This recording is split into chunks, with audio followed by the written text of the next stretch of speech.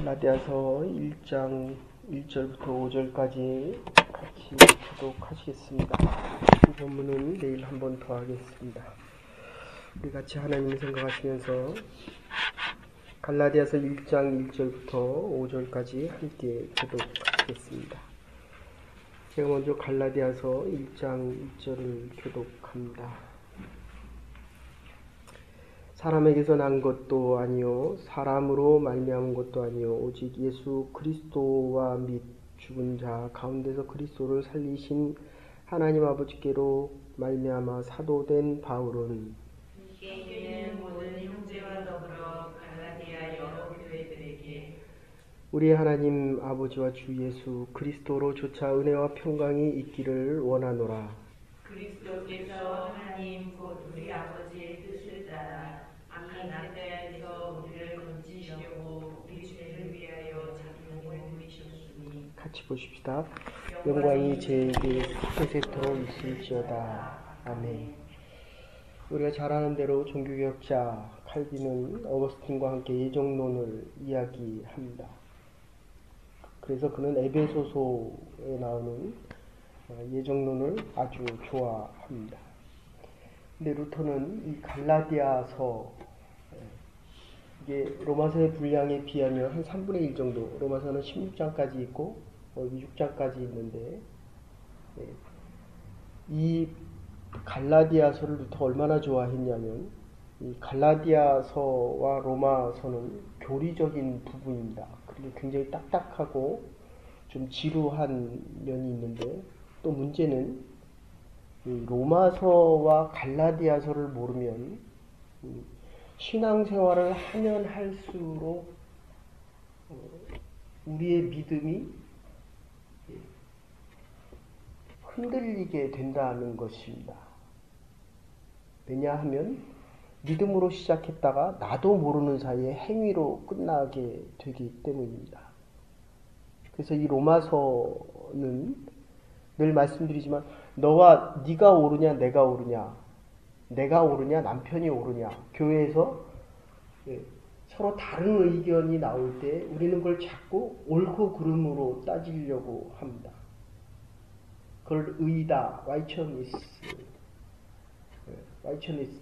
그런데 하나님이 보시기에는 우리의 옳고 그름은 상관이 없다는 것입니다. 큰아들이 옳으냐 작은아들이 옳으냐, 아버지는 둘 다 자녀다 라고 얘기한다는 것입니다. 그를 칭의다 이렇게 표현합니다. 그런데 이 갈라디아서는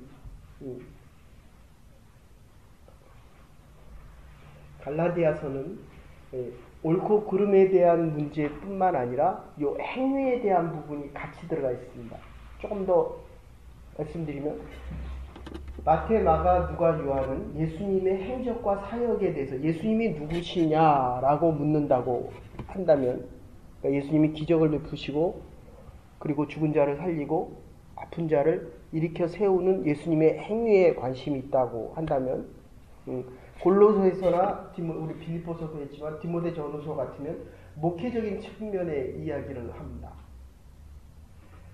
이 갈라디아서하고 로마서, 하나님이 우리를 옳다고 여기느냐, 이 칭의에 대한 문제가 우리가 빌립보서에서는 뭐로 배웠습니까? 관용으로 생각을 했습니다.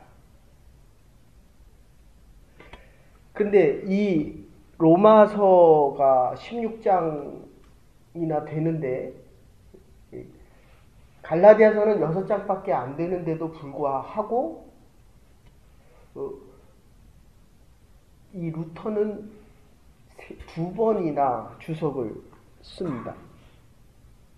그러니까 실제로 따지면 3분의 1밖에 안 되는데, 양으로는 3분의 1밖에 안 되는데 주석을 2번이나 쓰니까 실제로는 한 12번 정도의 비중이 된다는 겁니다. 그러니까 갈라디아서가 로마서보다도 더 중요합니다. 믿음과 행위가 같이 들어가 있기 때문에 그렇습니다. 그러니까 이 믿음과 행위에 대한 것이 우리에게 정리가 되어 있지 않으면 제가 유년주일학교 때 어린이부 대표를 했습니다. 그리고 중학교 회장을 하고 중등부 회장을 하고 고등부 회장도 하고 그래서 중등부 주체로 헌신 예배를 드립니다. 그리고 수요일날이나 주일날 가끔 되면 가서 대대 목사님의 말씀을 듣는데 이게 들으면 들을수록 이해가 안 됩니다. 어떤 때는 이렇게 말씀하시고 어떤 때는 저렇게 말씀하시고 왜 똑같은 믿음에 대해서 지금 한국적인 상황도 보십시오. 얼마나 지금 복잡합니까? 핵에 대한 문제도 있고 사드 배치에 대한 문제도 있고 그리고 M이라고 하는 야당 대표 대선 후보가 유엔에서 N이라고 하는 대통령과 함께 북한이 하는 것을 유엔에 가입하는 이 문제에 대해서 예스냐 노에 대한 문제를 이야기하는데 북한의 얘기를 듣고 노를 했다는 거예요. 그러니까 이 사람의 일들은 요 앞에서 보는 면하고 뒤에서 보는 면이 분명히 다릅니다. 동에서 서를 보면 서쪽이 되는 거고요. 서쪽에서 동을 보면 그게 동쪽이 되는 것입니다. 그러니까 똑같은 믿음에 대한 설교를 하는데도 내가 믿음에 대한 지식이 없으니까 그냥 한마디로 요약하면 이 로마서와 갈라디아서처럼 교리에 대한 여러분들 옛날에는 은혜와 은사가 구분이 안 됐습니다. 신학이 정리가 안 됐기 때문에 그러니까 제가 가서 말씀을 들을 때 설교 들을 때만 해도 저게 은혜에 대한 이야기인지 은사에 대한 이야기인지 구분이 안 됐다는 것입니다. 예정과 선택에 대한 것이 구분이 안 됩니다. 칭의와 정의가 구분이 안 됩니다. 덕과 믿음이 구분이 안 됩니다. 믿음과 행위는 더더욱 구분이 안 됩니다. 근데 복잡한 거 다 재놓고 우리가 분명히 믿음으로 시작했습니다.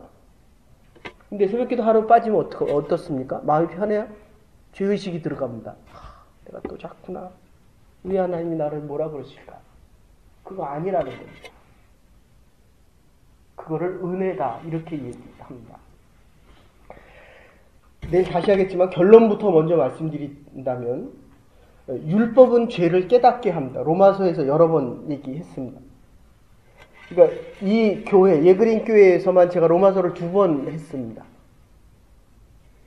근데 제가 놀란 것은 2번째 하면서 놀란 것은 첫 번째 로마서를 할 때와 2번째 로마서를 할 때 전혀 다르게 듣고 있다는 것입니다. 계속 말씀드리지만 여러분들이 하나님의 말씀으로 변화되어지지 않으면 죄를 깨닫고 율법으로 하나님의 말씀을 들으면 율법의 기능이 있습니다. 2번째 이 율법의 기능은 절대로 죄를 깨닫게 하지만 이 몽학선생이란 말이 아주 여러 번 반복해서 나는데 하나님의 은혜로 나가기 위한 몽학선생의 역할을 하지만 하나님의 은혜로 나아가게 하는 것이 율법의 역할입니다. 그러니까 율법이 은혜가 아니라는 겁니다. 사람은 동물이지만 동물은 사람이 아니듯이 율법을 알면 하나님의 은혜의 자리에 나아갈 수는 있지만 은혜를 선포할 수는 없다는 것입니다. 그러니까 우리가 우리의 자녀를 가르칠 때 아주 우리가 조심해야 될 것은 중학교 때까지는 아이들을 반반 옳고 그름을 가르쳐 주지만 고등학교 되면 옳고 그름에 대한 것을 스스로 깨닫게 해야 됩니다. 7대3 정도 구태여 얘기한다면 그러니까 그 집 아이들은 이제 내가 할 수 있는 게 20, 30%밖에 안 된다는 겁니다. 대학교 가면 90% 이상은 스스로 결정을 해야 됩니다. 모든 가치와 판단과 믿음에 대한 행위조차도 스스로 할 수 있어야 됩니다. 이게 몽학선생의 역할입니다. 그러니까 우리가 믿음으로 아무리 자녀를 가르치고 싶어도 우리의 믿음은 율법의 기능이 율법의 기능이 커지면 그 아이는 죄의식이 커지게 되고 믿음의 기능이 커지고 은혜의 기능이 커지면 죄의식이 작아진다 이런 뜻입니다. 그러니까 우리가 신앙생활을 하면 할수록 이 자유함이 커져야 됩니다. 하나님의 은혜가 터져야 됩니다. 지금은 아내가 무슨 얘기해도 다 이쁘죠. 너무너무 사랑스럽죠. 보고 또 보고 또 보고 싶죠. 같이 일해도 더 이쁘죠.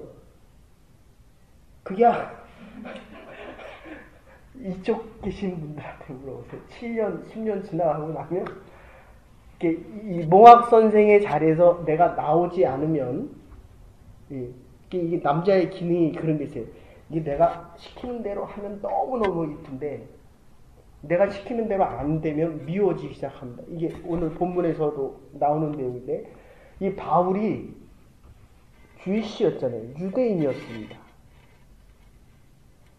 그런데 그래서 스데반을 쫓아가서 죽였습니다. 이 그리스도인으로 바뀌었기 때문에 그렇습니다.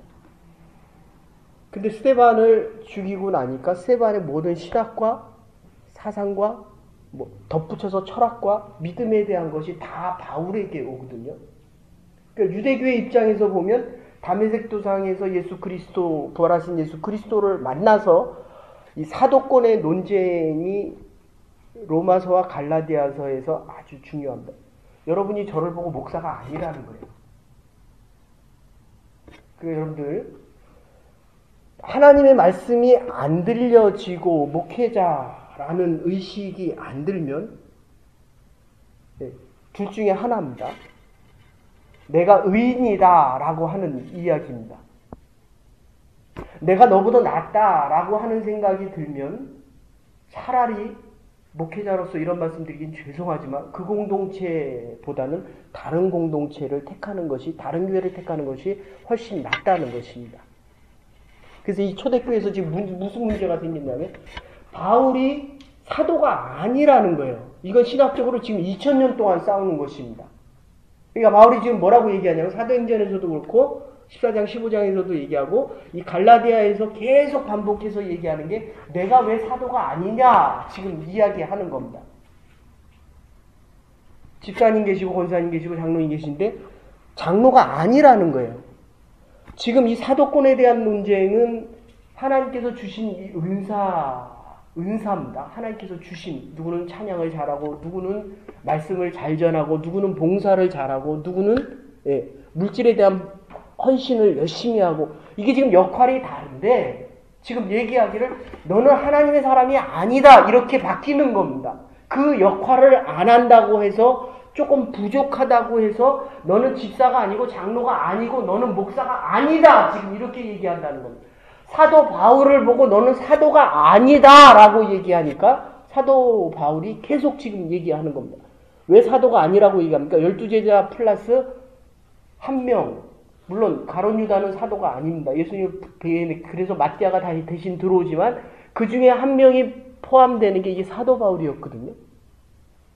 다메섹 도상에서 부활하신 예수를 만나고 사도의 의미는 예수님과 같이 지내고 3년 동안 같이 지내고 예수님의 죽으심과 예수님의 부활을 본 사람들을 사도라고 하는데, 그래서 바울이 있다가 그렇게 이야기를 합니다.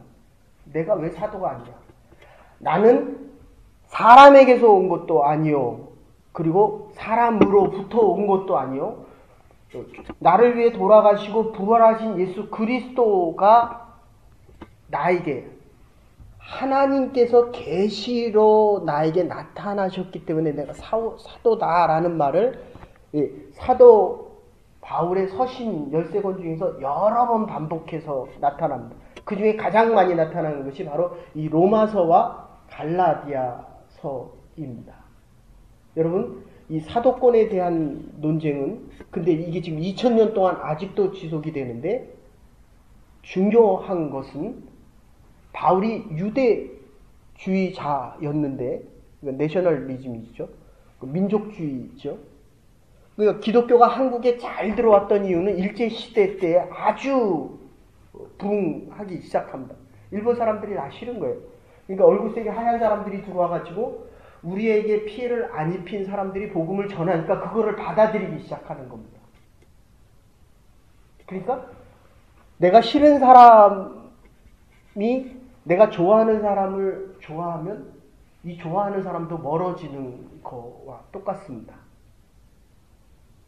그래서 우리 지형적으로 봐도 대한민국이 북한하고 대치하고 있으니까 중국하고 가까워지려고 하고, 중국 또한 마찬가지로 대한민국하고 가까워지려고. 가까운데 사람들하고 친해지기는 쉽지 않지만 먼데 사람하고는 친해지고 싶어 한다는 겁니다. 어쨌든 요 사도권에 대한 논쟁과 그 다음에 이 유대교인이면서 바울이 예수 그리스도를 받아들이니까 유대인들이 싫어하는 겁니다. 그래서 바울을 죽이려고 하는 사람이 40명이 쫓아다닙니다. 40명. 이게 얼마나, 당시에 40명이 원정을 다니면서 사도 바울을 죽이려고 한다고 하는 것은 이건 정말 엄청난 사건입니다. 어쨌든 이 로마서와 갈라디아서를, 근데 이 갈라디아서가 그냥 우리가 이 믿음의 행위와 그 다음에 율법을 모르는 채 갈라디아서를 보면 6장밖에 안 되기 때문에 굉장히 쉽게 생각됩니다. 근데 로마서를 공부하고 이 갈라디아서, 사실은 로마서를 먼저 해야 되는데 교회에서 로마서를 우리가 2번씩이나 했기 때문에 갈라디아서를 먼저 하는데 갈라디아서가 정말 어렵습니다, 여러분들. 믿음과 행위, 율법과 행위, 율법과 하나님의 은혜가 같이 들어가 있기 때문입니다. 그래서 이 믿음에 대한 것이 율법을 통해서 정리가 되지 않으면, 그러니까 율법을 통해서 죄를 깨닫고 이 율법을 통해서 하나님 앞에 나아가지 못하면, 그리고 절대로 율법은 하나님의 세 번째, 하나님의 은혜를 앞서지 못합니다. 그러니까 내가 이 사람을 봤을 때 당신 왜 믿음 생활을 그렇게 하냐? 당신 왜 교회에서 말을 그렇게 하냐? 이거 행위입니다. 율법입니다. 저 사람이 저렇게 행해도 내가 받아들일 수 있는 것. 이게 은혜입니다. 그러니까 이게 신앙생활을 오래, 여러분들 제가 이번 주간에만도 전화를 2통 받았습니다. 물론 우리 교회 분들 아닙니다. 그 대부분의 상담에 대한 이야기는 다 율법과 은혜에 대한 이야기입니다. 내가 믿음으로 저거를 받아들이고 싶은데 내가 판단해 보니까 내가 알고 있는 믿음의 지식의 분야로 봐서는 그게 맞다 틀리다라는 생각이 든다는 거예요. 근데 더 문제는 내가 소화를 못하는 겁니다. 내가 이거 분명히 받아들여야 되는 것을 머리로는 이해하는데, 그래서 김수환 추경이 뭐라고 얘기합니다. 머리에서 가슴까지 오는데 일평생 걸렸다는 거예요. 남편을 받아들이고 싶은데 잘 안 되죠. 이거는 분명히 로마서와 갈라디아서를 보면 저 잘못을 받아들이라는 거거든요. 그런데 이 가슴으로 사랑이 안 돼요. 저 옳고 그름을 따지고 싶은 겁니다. 믿음으로 시작했다 율법으로 끝납니다. 이게 일평생 걸리는 이야기입니다. 이 머리에서 가슴까지 오는데, 하나님에 대한 믿음으로 시작해서 하나님의 은혜로 끝나는데 우리의 일생이 다 걸린다는 것입니다. 이런 생각을 하고 잠깐만 한번 본문 중심으로 보십시다. 그래서 이게 아주 좀 교리적인 부분이다. 로마서와 갈라디아서는 교리적인 부분인데, 그 중에서 지금 디카이오, to justify 하는 이 말이 디카이오 순의 명사형으로 바뀌는데, 로마서와 갈라디아서에서만 41번이 나옵니다. to justify 하는 거는 칭의롭게 한다, 의롭게 한다, 이 말은 14번 등장하는데, 로마서와 갈라디아서 외에서 등장하는 그 부분은 딱 2군데입니다. 한 군데는 디도서에서 나오고 있고요. 또 한 군데서는 다른 군데서 나오는데, 어쨌든 이 41번 등장하는 이 칭의라고 하는 개념 속에서 하나님께서, 우리의 믿음의 근거는 예수님께서 나를 위해 돌아가신 것만 믿으면 내가 의롭다 칭함을 받는다는 거예요. 의인이 된다는 게 아닙니다. 그런데 이게 율법과 행위로 가면 내가 의롭다 이렇게 됩니다. 왜냐하면 저 사람이 틀렸다라고 하는 것을 얘기하고 싶어서. 그래서 이 본문은 48년경 수리아 안독에서 사도행전 15장에 나오는 이야기입니다. 갈라디아서 사람들, 남갈라디아 사람들과 북갈라디아 사람들에게 이것을 적고 있는데 사실 바울은 이 로마가 성교의 중심이고 교회의 중심이 되기를 원했고 좀 더 나가면 로마 안에 이미 가정교회가 있었습니다. 그래서 바울은 로마로 가려고 얼마나 애를 쓰는지 모릅니다. 그런데 로마서에서 우리가 여러 번 얘기했지만 결국 로마로 가지 못하기 때문에 이 갈라디아서를 써서 지금 보내고 있는 것입니다. 숱한 박해 속에서 이 믿음으로 의롭게 된다 라는 것을 한마디로 이야기하면 인간적인 공로. 내가 교회 아무리 열심히 봉사하고 많이 봉사했어도 그거는 내 행위라는 거예요. 그거로는 구원받지 못한다는 겁니다. 그리고 인간적인 지식. 내가 하나님에 대해서 많이 알고 있어도 이거 가지고 내 죄됨을 더 깨달으라는 것입니다. 근데 이거 가지고 다른 사람의 믿음과 다른 사람의 저거 저렇게 무식해. 아는 게 별로 없어. 이게 율법입니다. 내가 알고 있는 지식 가지고 그래 날리지의 개념과 위즈덤의 개념은 아주 다릅니다. 이 명철은 지혜는 다른 사람을 높여줍니다. 나를 자꾸 낮추고 내가 해야 될 일, 다른 사람의 일까지도 내가 하면서 이건 하나님의 은사요, 하나님의 은혜다 이렇게 생각하지 왜 나는 하는데 너는 하지 않느냐라고 하면 벌써 율법으로 갑니다. 이 부부 사이에 이게 아주 쉽죠. 왜 나는 청소하는데 너는 청소도 안 하냐? 나는 설거지를 하는데 나는 밥 해주는데 나는 돈 벌어오는데 너는 왜 집에서 가만히 있느냐? 그래서 이 프로테스탄티즘의 우리 기독교 아주 중요한 것은 내일 조금 더 말씀드리겠습니다. 이 진보적인 사상과 그 다음에 왜냐하면 이게 지금 이 갈라디아에서 중요시 되는 것은 혼합주의하고 율법주의 때문에 그렇습니다.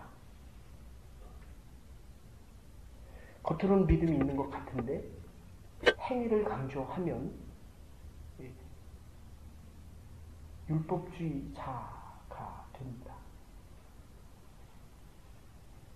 그러면 내 믿음이 변질이 되어진다. 이게 갈라디아 교회와 당시 초대교회 로마에 있었던 아주 중요한 이야기들이기 때문입니다. 믿음으로 의롭다 함을 받는다라고 하는 이게 문제가 생기는데 그래서 아까 말씀드린 대로 디도서 3장 7절과 고린도전서 6장 11절 요 두 군데 외에 디카요스네 하는 요 말이 로마서와 갈라디아서 외에 두 군데 나타나는 곳은 바로 이 고린도전서 6장 11절과 디도서 3장 7절 외에는 없다는 것입니다. 그러니까 이 말을 다른 말로 얘기하면 우리가 믿음으로 하나님의 교회를 섬기고 하나님을 믿고 예수 그리스도 앞에 나오는 것은 이 로마서와 갈라디아서를 모르고는 우리의 믿음이 결코 성장되어지지 않는다. 이런 뜻입니다. 얼마나 충격적인 얘기인지 모릅니다. 여기 우리 사범님 계시지만 태권도 이론을 모르고 아무리 말차게 열심히 시켜보십시오. 로마서를 이 교회에서 똑같이 2번을 했는데 처음에 정말 열심히 했습니다. 근데 6년 지나고 나서 물어보니까 아는 게 없어요. 믿음으로 시작했는데 행위로 가니까 내가 더 열심히 봉사하니까 내가 교회에서 더 인정받아야 된다라는 마음을 가지고 2번째 로마서를 공부해 보니까 전혀 다른 모습으로 있다는 것입니다.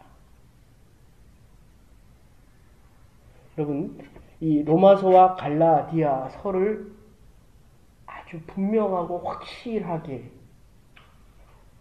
깨닫고 나의 것으로 만들지 못하면 우리의 믿음이 자꾸 행위와 형식주의로 갑니다. 이거를 여기서는 율법주의와 혼합주의라고 표현을 합니다.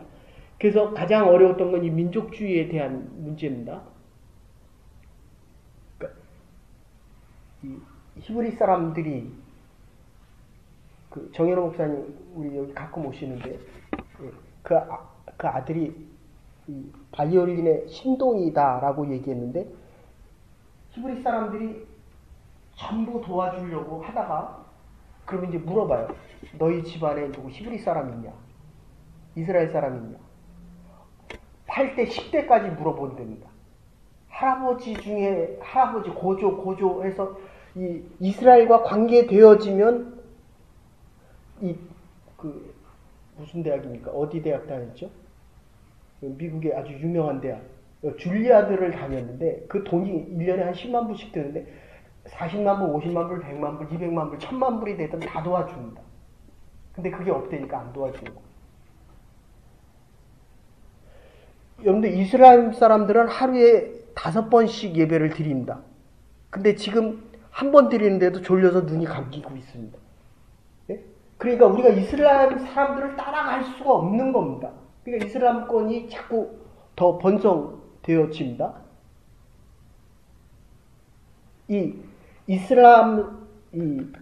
히브리 사람들이 자기들만 가지고 있는 이 애국심, 민족주의는 거의 절대적인 것입니다.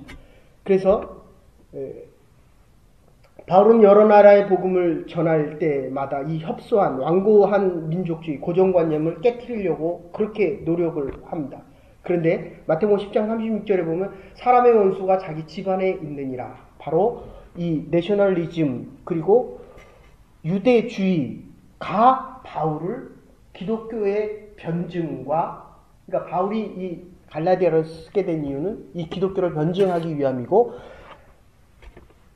이스라엘 사람으로서 그 다음에 기독교를 변증하는 것이 바로 이 히브리 사람들, 이스라엘 사람들의 애국주의로는 이게 마음에 안 드는 거예요. 그래서 바울을 계속 쫓아다니면서 죽이려고 합니다. 그래서 예수님의 제자 12제자 중에도 유다가 있었듯이 나의 믿음을 방해하는 것은 결국 내 안에 있는 또 다른 불신앙, 하나님을 믿지 못하는 마음이고, 교회 안에서도 하나님의 교회의 부흥을 방해하는 것은 바로 이 애국주의나 그 다음에 혼합주의, 자꾸 섞으려고 합니다. 여러분, 이 기독교, 우리가 알고 있는 이 믿음의 고백은 섞일 수가 없습니다. 그런데도 나중에 보면 바울이 야고보와 요한, 야고보는 당시 예루살렘 교회의 지도자, 수장이었고, 요한은 예수님의 가장 사랑받는 자였습니다. 베드로는 수제자였습니다. 베드로하고도 악수를 하고, 그 다음에 야고보와 요한과도 함께 하나님의 일을 하는 모습을 보게 됩니다. 결론적으로 여러분들, 내일 다시 하겠습니다. 믿음에 대한 순수성은 절대로 양보를 안 합니다. 바울이. 믿음에 대한 건 양보를 안 한다는 거예요. 근데 일에 대한 것은 함께 해 나갑니다. 하나님의 일을 할 때 내 일만 고집급하면 믿음으로 시작했는데 율법으로 변하기 시작합니다. 다시 말씀드립니다. 은혜는 죄를 깨닫게 합니다. 죄송합니다. 율법은 죄를 깨닫게 합니다. 그리고 좀 더 나가면 율법은 우리로 하여금 은혜의 자리에 나아갈 수 있도록 인도해 줍니다. 그러나 율법은 절대로 은혜를 앞서지 못합니다. 우리의 신앙과 믿음들이 하나님에 대한 은혜 속에서 믿음으로 시작되어서 믿음의 열매, 그래서 갈라디아서 5장 6장 가면 믿음의 열매, 사랑과 희락과 자비와 양선과 충성과 온유와 절제와 오래 참음이 필요한 것입니다. 많은 성령의 열매, 믿음의 열매 속에 살아갈 수 있는 하나님의 사람들과 하나님의 교회가 될 수 있기를 주의 이름으로 축원합니다. 이제는 괴월이 되신 우리 주 예수 그리스도의 극진하신 은혜가, 하나님의 원하신 사랑과 성령의 감동 교통하신, 우리를 의롭다 하시는 주의 음성을 듣고 이 땅과 하나님의 교회와 하나님의 나라를 위하여 믿음으로 헌신해가며 하나님의 열매를, 믿음의 열매들을, 성령의 열매들을 맺어가기로 결단하는 부름받은 주의 백성들과 택함받은 하나님의 백성들과 하나님의 예정 가운데 이 자리에 우리를 불러주신 하나님의 예정의 고백 속에 남은 여생 살아가기로 결단한 모든 주의 백성들과 남은 날들을 위해 이제로부터 영원토록 함께 하시옵기를 축원하옵나이다. 오늘도 하나님의 은혜 속에 살아갈 수 있는 믿음의 백성들 될 수 있기를 바랍니다.